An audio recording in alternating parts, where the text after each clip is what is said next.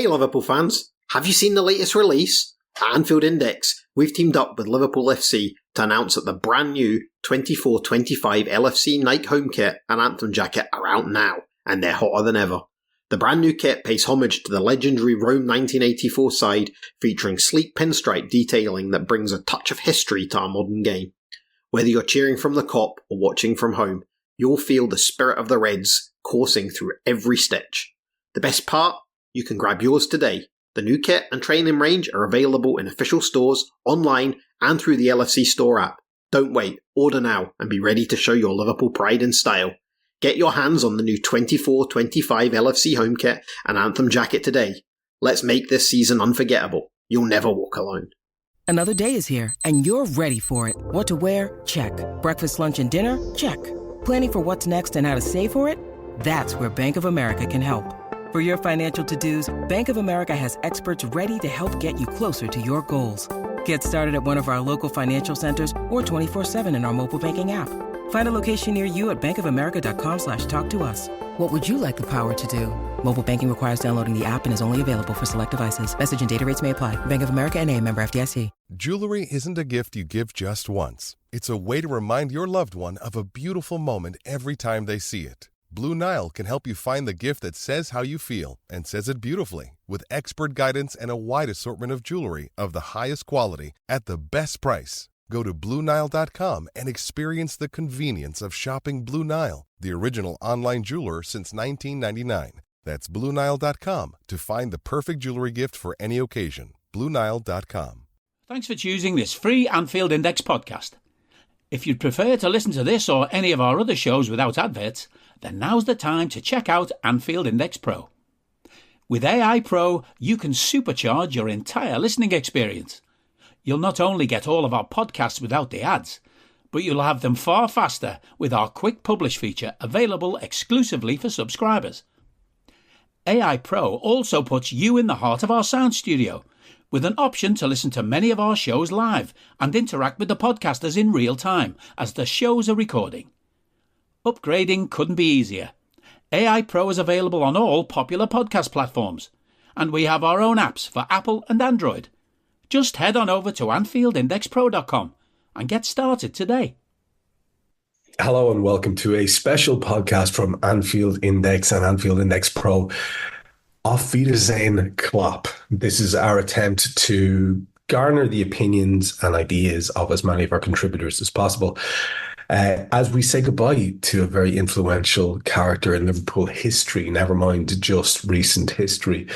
And it is a strange time, and we could go on in a waffly fashion, but we have a structure to keep to here that the rest of the contributors across the channel are going to be keeping to as well. I am joined by Mr. Harinder Singh, and I'm joined by Mr. Dave Davis to talk about Klopp. In this comparatively structured way, we're going to do it. We were due to have Jim Boardman as well. Jim can't join us this evening, alas, but hopefully he'll get to join in elsewhere across the other shows. But we're just going to get cracking with the first of our series of questions, which brings us right back to 2015. And the question I have for you, Harinder, is what were your expectations back then when Jurgen Klopp was announced as LFC manager? It's mad to think it's all the way back to 2015, but also in some ways it feels like it's almost been longer. What was your feeling on that appointment? Wow. Okay. That's an interesting question. So I think the first things is that I thought, actually, I genuinely thought it'd blow every team away. So you'd heard about all this gegenpressing and hyper naughty, naughty, whatever thing that stupid machine was that Borussia Dortmund had. I thought, yeah, literally would blow every team away, chasing, harrying, lost causes. Like proper crushing Terminator type machinery. Instead, we got fits and spurts of it. Yeah, let's be honest. And some truly mesmerizing matches, blowing away the likes of City and my obviously very nasty and noisy and horrible neighbours, Chelsea. Who can forget the Dortmund fight back? Those were the kind of things I expected to happen all the time, but they didn't, as 2015-16 in the season showed. Clearly, we didn't have that capability to do that continually match in, match out. But you could see the embers of it. I think that was the biggest thing. And all you needed was like a bit of a blowpipe to make sure that everything lit and spark. And that kind of came later on. I know the questions start going that way. So I'm not going to ruin any surprises for anybody. But that was always the biggest thing for me, is that you could see what was going to happen. But yeah, the expectations were obviously quite large, right? Like, I didn't think we were going to win the league. I thought we'd win something. And when we got to the League Cup final against City, I thought it was going to happen, but penalties decided otherwise. And I was like, fuck's sake. And then when it came to Basel, when you score like that and you score so quickly, and it's one of those classic under Jurgen Klopp's, I suppose, tenure, world-class forgotten goals. Yeah, that's the thing when it comes to Seville and Basel. So yeah, I kind of thought, right, well, we'll be back the following season to do some sort of damage somewhere else in 16, 17.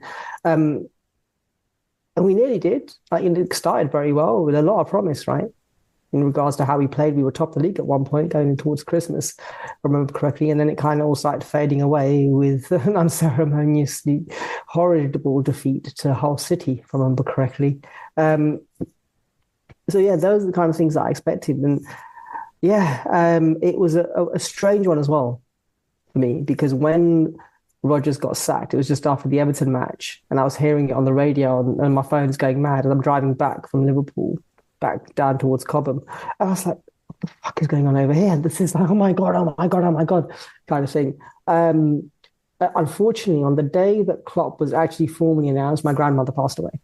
So the actual day that it happened in the morning, I was really, really excited. And literally by, I suppose, lunchtime, as the press conference started, I got the news that she'd passed away. And I still remember to this day how I felt. And I had such a buzz. And then the buzz went away. And then the recovery from that, I credit to Klopp. So, like when you're in your doldrums and you want to get away from everything, and nothing in life feels great, and then one day the sun is shining and we go fucking beat the shit out of Chelsea. And I'm like, oh, yes, thank you. Then we go and do City as well. And, we carry on a march and we decide to kind of whimper at Newcastle away, which wasn't great. But yeah, that was kind of those were my expectations. And then that's kind of how it panned out for that season, I suppose.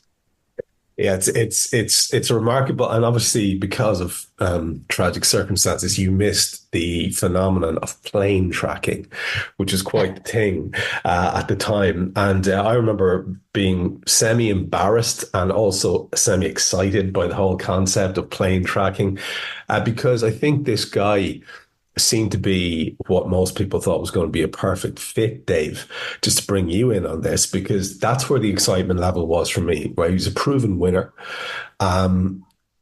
which sadly Brendan was not, and was improving increasingly to be less likely to be one.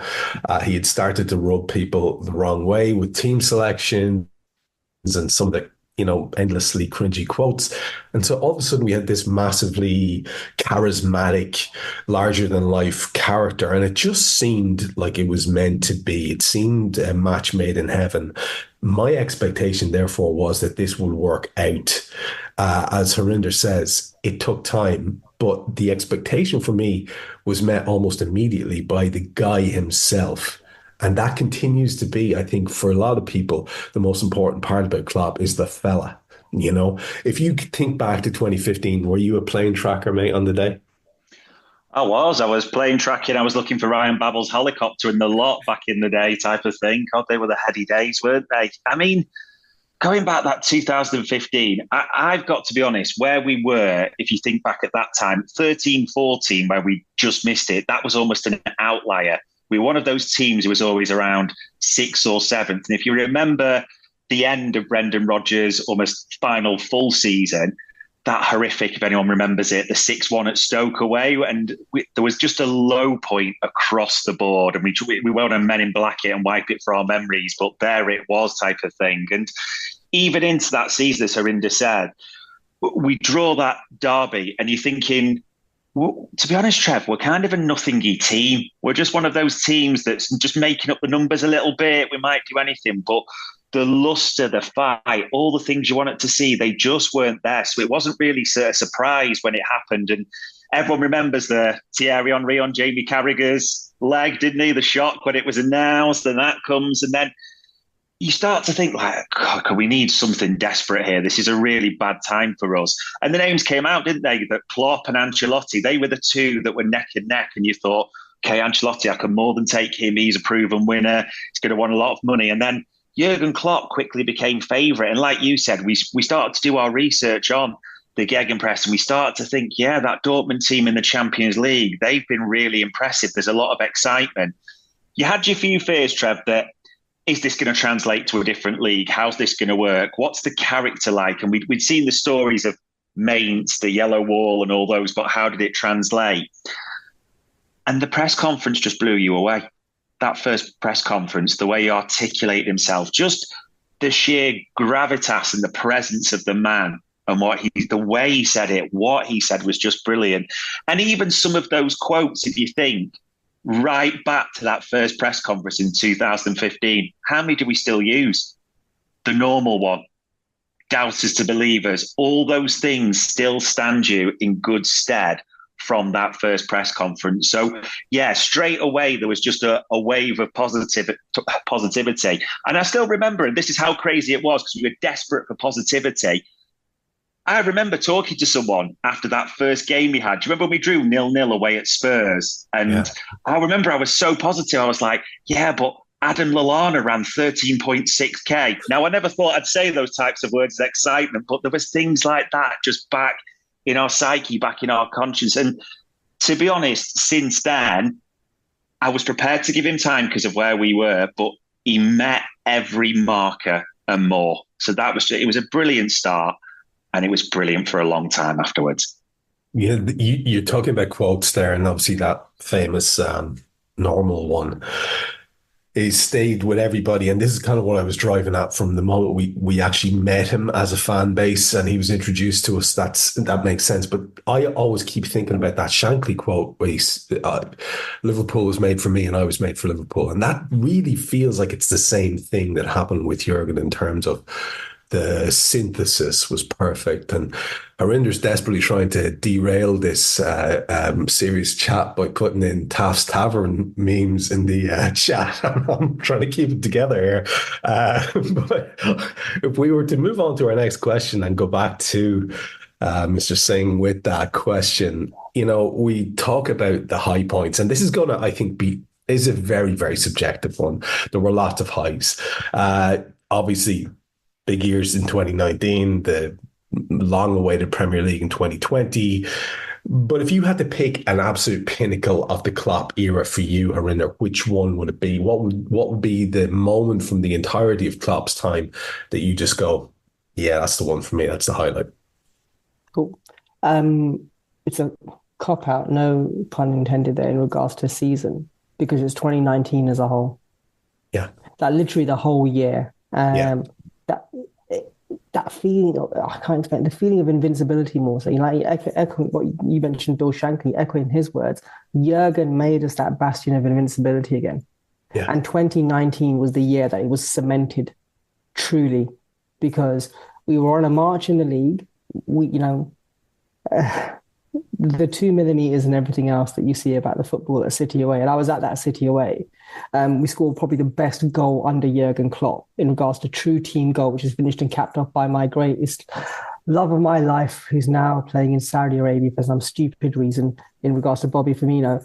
I just can't get over that season, that year. I can't say the season because it was that whole year, because that year then led to the summer of 1920 season, where we got Sepp van der Berg. I think that was it, right? In the 1920 season. And there were these small little mini documentaries that Liverpool had put together about things that you kind of then got in the season review type thing, where they're kind of holding their breath and going in the water and all this kind of stuff and testing their fears, because they were absolutely fucking fearless when the season started in 1920. Anything that came in their way, they were ready to rock and roll with it. Even, the draw at United away, I remember Lallana scoring the equaliser. And even coming away from that, we didn't deserve to be 1-0 down. But by the time we got the equaliser, we were ready to rock and roll and go on to the next one, next one, next one. And the charge, by the time that year had finished, we were so far ahead of everything around us that when we played Leicester and absolutely destroyed the Tories that lived there, it was fucking brilliant. I remember going on to Nina Cows's post-match show and being absolutely in a different planet almost, because that was the day. Like, this is ours. He's done what he said he would do, and in the time frame that he said he would do it. There are other managers who we should not mention, but it has hair like Lego, who've had 5 seasons and not even gotten anywhere near the same. And if you have to do the modern Twitter banter nonsense that people look forward to, usually in nonsenses, then is Arteta now going to get sacked for being a failure at Arsenal because he's only won an FA Cup during that period? First 5 seasons of Klopp, it started slowly, but the trajectory of those first 5 seasons is pinnacleized, for want of a better word, by the year of 2019. Because come the year of COVID 2020, it was a procession, right? From January to March. It was a procession. It was already done. It didn't matter which way angle you looked at it, it was done. So, yeah, that's the point for me.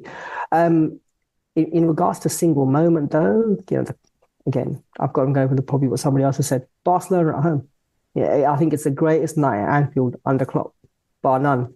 For all the plaudits that the night gets, it's always that synergy, that belief manifested over those who said it was over and no chance. I guarantee you, given the way the world is these days, somebody somewhere has probably kept all the receipts for a book of the people who said it was never going to happen when it comes to the turning over the 3-0 deficit against Barcelona. But we did it. And you could tell that was the day. That was 100% the day. Anfield was a rocking place. It was so amazing to have been there that night. But it was, again, that synergy, that the whole thing of turning people from doubters to believers happened then. And the way that the crowd, everybody around me, just projected themselves onto Klopp, onto the people on the pitch. Even those who weren't playing managed to manifest themselves in regards to never give up. And Mo Salah, that day is everything. When you need mealtime inspiration, it's worth shopping Kroger, where you'll find over 30,000 mouth-watering choices that excite your inner foodie. And no matter what tasty choice you make, you'll enjoy our everyday low prices, plus extra ways to save, like digital coupons worth over $600 each week. You can also save up to $1 off per gallon at the pump with fuel points. More savings and more inspiring flavors make shopping Kroger worth it every time. Kroger, fresh for everyone. Fuel restrictions apply. What's up, sandwich heads? Today on Steve-O's Sandwich Reviews, we've got the tips and tricks to the best sandwich order. And it all starts with this little guy right here. Pepsi Zero Sugar. Partial to pastrami, craving a Cubano. Yeah, sounds delicious, but boom! Add the crisp, refreshing taste of Pepsi Zero Sugar and cue the fireworks. Lunch, dinner, or late night, it'll be a sandwich worth celebrating. Trust me, your boy's eaten a lot of sandwiches in his day, and the one thing I can say with absolute fact, every bite is better with Pepsi. I don't need a VPN. I've got nothing to hide. This is what I used to tell myself before I hooked up with LibertyShield.com. Not only is my home internet now fully encrypted, but I can now access all the websites I want, whenever I want, and do so from absolutely anywhere.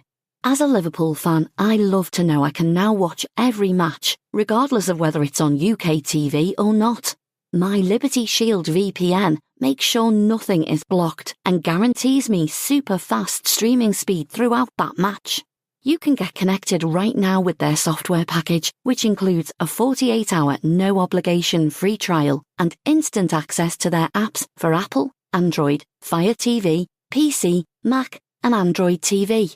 Or go a step further like I have and get one of their pre-configured VPN routers. These small but powerful devices allow you to easily connect every device in your home to VPN, making it the perfect solution for smart TVs, Mac boxes, and games consoles. Visit LibertyShield.com today and use coupon code AIVPN25 to get 25% off at checkout. That one. Yeah, it's hard to argue with that. I mean, I remember the Raw that night being giddy. I remember thinking with great envy of people who were able to be present and witness that. Especially, I think, because most people were going there more in sort of distant faith and hope rather than belief, if we're being perfectly honest. And it was a remarkable thing. So I'd agree with you probably on the outstanding moment there. But if I'm going to personalize it, and this is what this is all about, for me, it's in the immediate aftermath of winning big ears, which remains for me the biggest, most important thing that any football team can do. And so because I place such emphasis on it, you can understand then the two defeats have kicked me squarely in the face in the Klopp era as well. But that one win and the famous, is it 6 minute or so video of the aftermath? I can't tell you how many times I've watched that, but each time I watch it, all I'm doing is reliving how I felt in those moments, in the immediate aftermath of thinking, we're the fucking European champions. It was remarkable. And as you say, Harinder, because it was in the middle of a roll of form, which ended up with the league title as well, where we were absolutely invincible, champions of the world and all the rest of it. It's probably the best era of my Liverpool sporting life. And as we've all worked out at this stage, I'm about 7,000 years old, so that's going back a long time. Dave, the same question to you then, in terms of a specific highlight of the Klopp era, if you were to try and narrow it down to one. But what a body of work. I mean, you think that it's got to be something from that season, like Harinder alluded to. I mean, I still think it's crazy that we ended up with 99 points. And that was for the fact the last 6 games or 7 games, I'm pretty sure Keith Moon and Oliver Reed were in charge of the fitness program, weren't they? And like leading them, we didn't even try, and we still got 99 points there at the end. Maybe a bit different. And listen, I know people in the right way, completely right, will say things like Barcelona. Bit different for me. That season where we won the league, the United game at home, that 2-0, where it breaks, Alisson puts Mo in, he goes down the edge, remember the top comes off. There was almost an outcry. I was at that game. I'm sure you were, Harinder. The only way I could describe it, Trev, is there was just a wall of sound went round the stadium, almost an outcry. And even though it was so almost early, there was so much the season to play, there was a feeling like that was the moment almost. You just knew everything else was just sequential to that. That felt like something just happened in that moment. And you looked at that team and we'd seen so many games that season where, let's be honest, we weren't even playing well. But you just knew we were going to win. You were just looking at the game. It doesn't actually matter what the other team are going to do. It's completely irrelevant.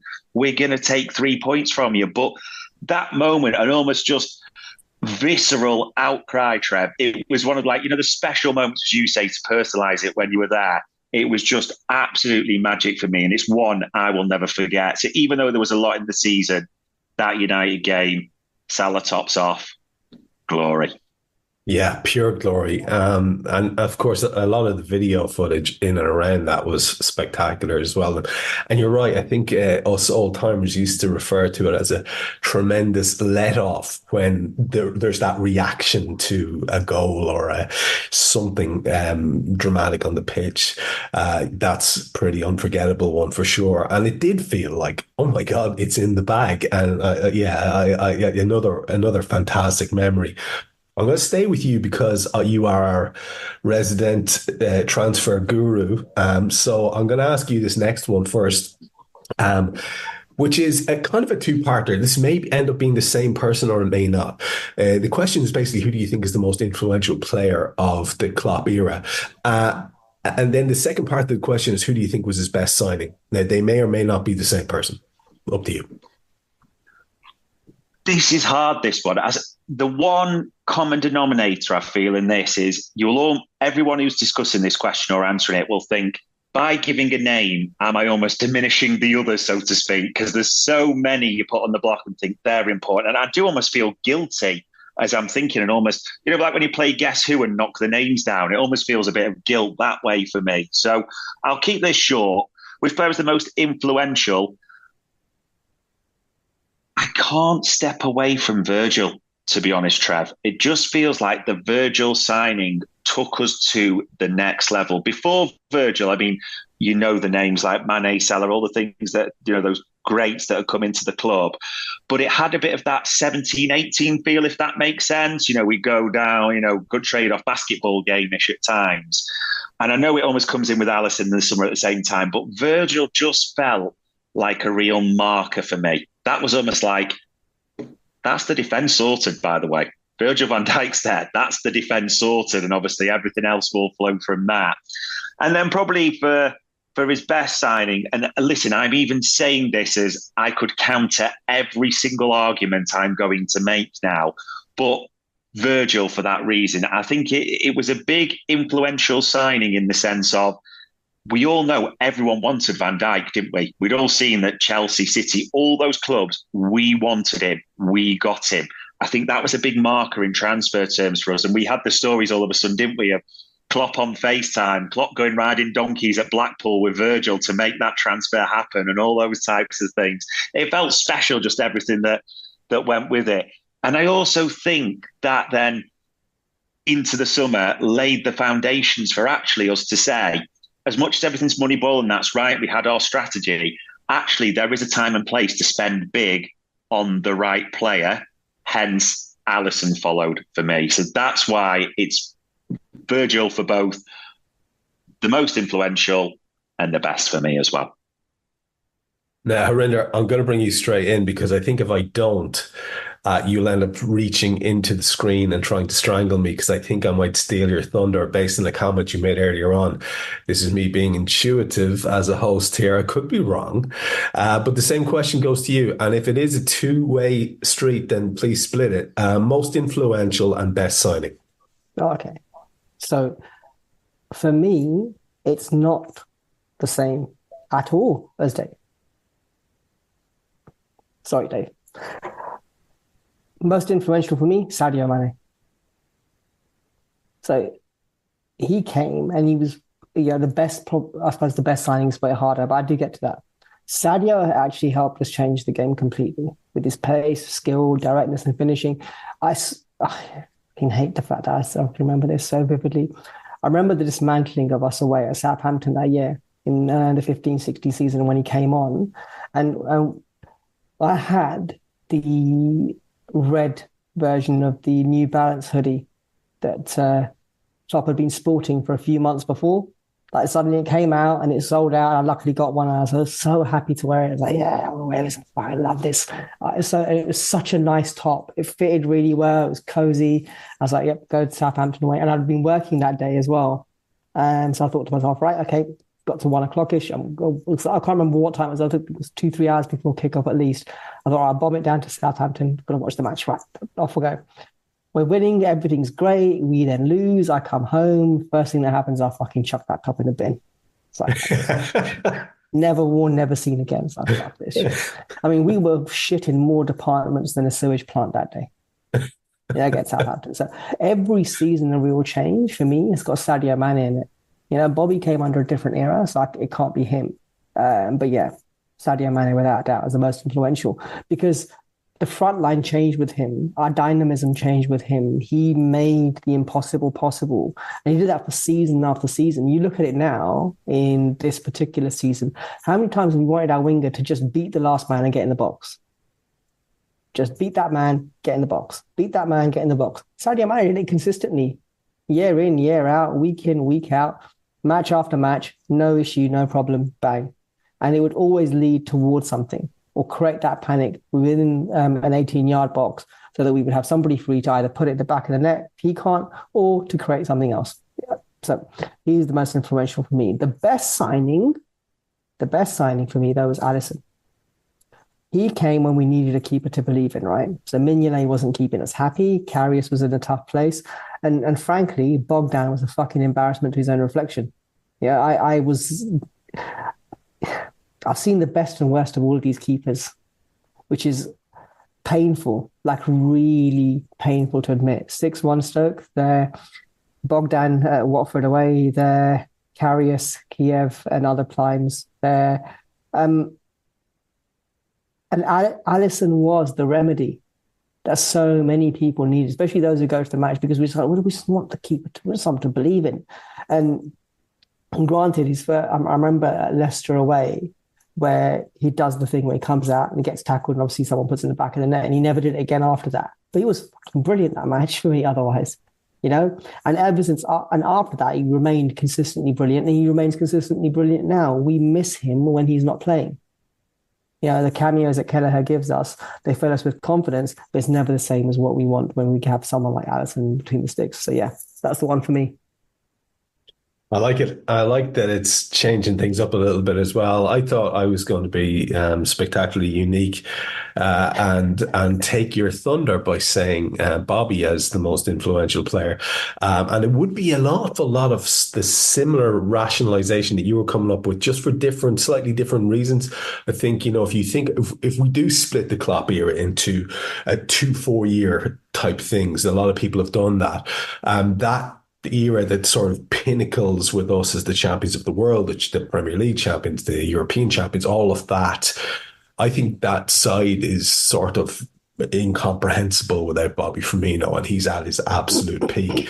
So it's a kind of mixture of him being my favourite and the fact that I think he was genuinely massively important to how we played the game. And then best signing, it's hard to look past. It's hard to look past any of the three obvious ones, but for me, it probably, I'm going to just row in with Virgil as well. But I do think it's a very close run thing, because without Alisson, we don't win those trophies either. It's a very, very tight thing. Our next one is sort of related, and I just. This is more of a sort of you might see it as a wishy-washy one. You might see it as one where you can get into the weeds emotionally a bit. If you were to talk about legacy, and there's a lot of talk about legacy. Harinder, you mentioned Lego Head earlier on, and there's all sorts of fantastic tweets about his legacy and his aura and stuff like that. You know, tremendous stuff for us to snicker at, if we're being perfectly honest. Klopp does leave a legacy. It's not as silver as we might like, but it is very, very definitively a legacy for many different reasons. And the question I've been asked to ask you is, what do you think is his most enduring legacy? How has his philosophy transformed the club on and off the pitch? And for me to set this one up and just kind of give my tuppence worth before I go back to you on this, Harinder, you know, I mentioned Shankly there, and it wasn't a throwaway thing, and it's not a cringy thing either, because I think the transformative aspect of Klopp at Liverpool has been massive. It's a cultural transformation. So if you're talking about legacy, how can you look any further than the fact that he has re-elevated us back to where we are expecting to win leagues and win Champions Leagues? There's no more than a manager can do except actually get those things over the line. But if you're talking about legacy, we all have the belief. I do a show week in, week out with one of the greatest players to ever play in the Reds midfield. And the majority of those shows end with us saying, well, when I ask Jan for his prediction, it's like, well, if we play to our strength, we're going to win. That's a remarkable place to be. What a place to be that is. So for me, that's it. That's the restoration of pride, the restoration of that lovely, lovely entitlement that I feel right here in the middle of my chest and that I wear with pride. And that when people try to use it as an insult, I go, yes, indeed, I am entitled. I'm a Liverpool fan. Have you seen our record? And have you seen how we play under Jurgen Klopp? So for me, that's it. It's pride. He's given us that sense of pride in who we are, what we can expect.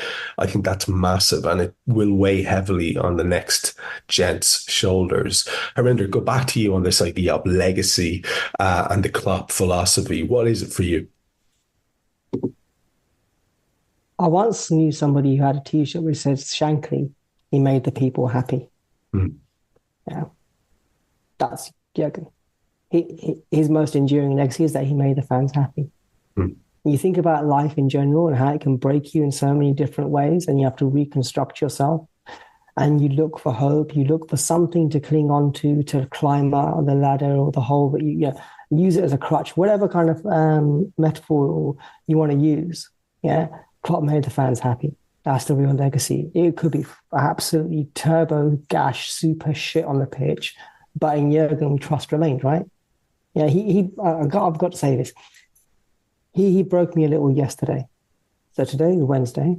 Yesterday was Tuesday. Monday was the match. So he broke me yesterday. I expected to be triggered, truthfully, at Villa away. And what follows is not an easy thing for me to say now. Yeah, what gets me most was realizing in the 8 to 9 years, for all that I've managed to achieve for the betterment of the fans. So for the people who are listening, they don't know, obviously I'm the vice chair of the supporters board. I'm the faith and ethnicity rep on that supporters board. I've done lots and lots of engagement with Liverpool Football Club over the years from 2015 onwards, like the Brazilians, interviewing players that I was lucky to do during the 15-16 era, being on the ticketing forums, then also being part of Red Together. You know, my daughter broke molds by being one of the first Sikh girls to be a mascot at Liverpool Football Club. These are all things that happened under the tenure of Jurgen Klopp. But I looked at everything, you know, that I was meant to do with the achievement for the betterment of fans from different cultures across the globe. And I failed them in not being able to let them see someone that looks like them engage with Klopp. That never happened. You know, for all the things that are there, and there are many things that need to change. And off the pitch transformation is therefore left wanting. You know, he's the one who's inspired me to he's the one who's actually inspired me to create and found a global organization to represent LFC fans of faith, ethnicity, and culture. And this is an exclusive because no one really knows much about this apart from a few people. Yeah, and it's named Cultured. Really simple take on a word, cultured. Why? And the launch is coming. The aims are simple. We want to show the world how you enrich the tapestry of Liverpool Football Club and take the culture of LFC and cultivate it with a mix of your own, because that's what we do.